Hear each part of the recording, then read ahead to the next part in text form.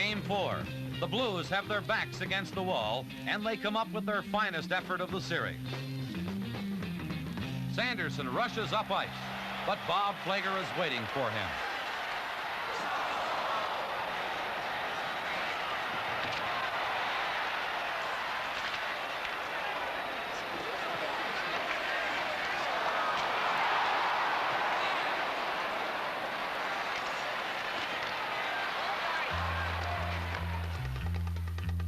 Sanderson wasn't slowed down by that earlier check. Watch in slow motion a classic demonstration of the sweep check. Centering the puck back to defenseman Rick Smith, all in the same motion, and Smith drives it past Hall.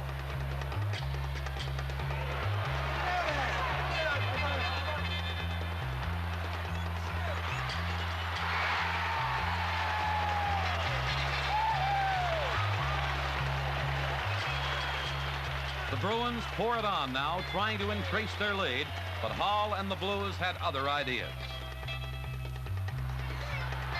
Phil McCurry gets a breakaway chance midway through the period, but Orr goes into overdrive, and Jeevers comes out to glove the puck.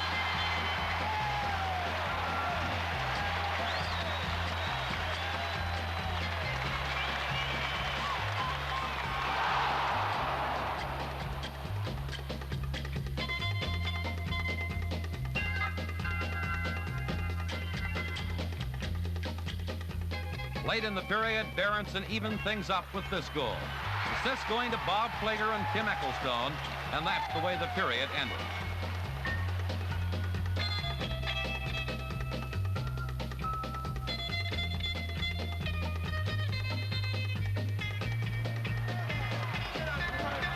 Gary Savarin shot the Blues into a 2-1 lead early in the second period.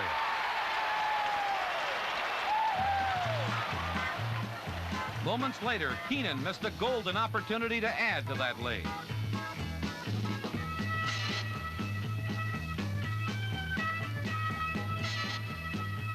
The season's most gentlemanly player, Phil Goyette, gets manhandled by the Bruins' Ken Hodge.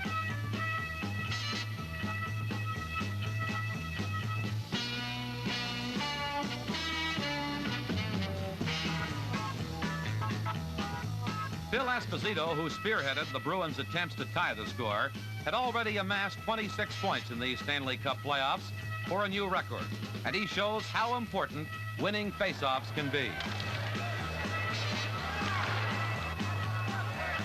That made it 2-2 and was Espo's 13th playoff goal, setting another new record. The third period was only 19 seconds old when the Blues bounced back into the lead. Ab McDonald missed a chance, but Keenan drives a shot in off Jeevers' face mask.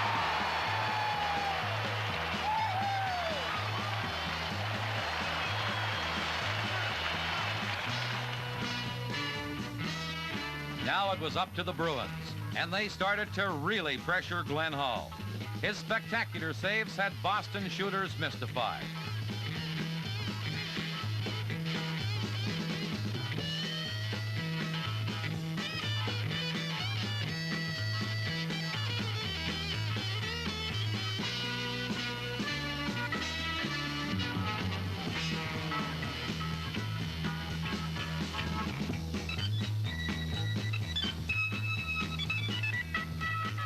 It was left to Johnny Busick, who'd scored in all 3 previous games, to tie the game.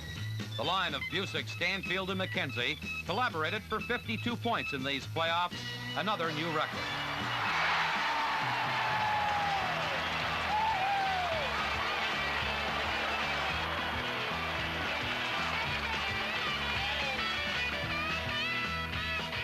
Let's watch again in slow motion.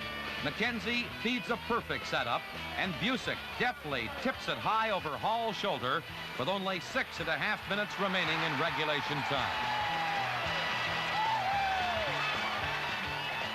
Busick was having his finest hour, and he, along with Jeevers and that fellow named Orr, were all being considered for the playoff Most Valuable Player award.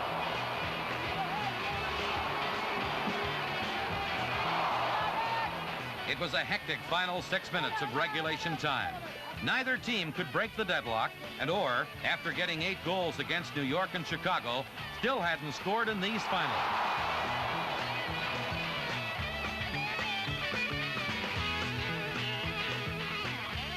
Boston Garden was emotionally charged with an air of expectancy when the two teams returned for the sudden death overtime. Bowman sent out Red Berenson's line, and Boston coach Harry Sinden countered with Sanderson, Westfall, Wayne Carlton, Don Orry, and who else? Orr. Sanderson leads the attack into the blue zone, and it didn't seem to matter to Bobby Orr that it was overtime. He was still coming up ice in his daredevil, freewheeling style, and was about to cap his most amazing season with yet another wondrous accomplishment.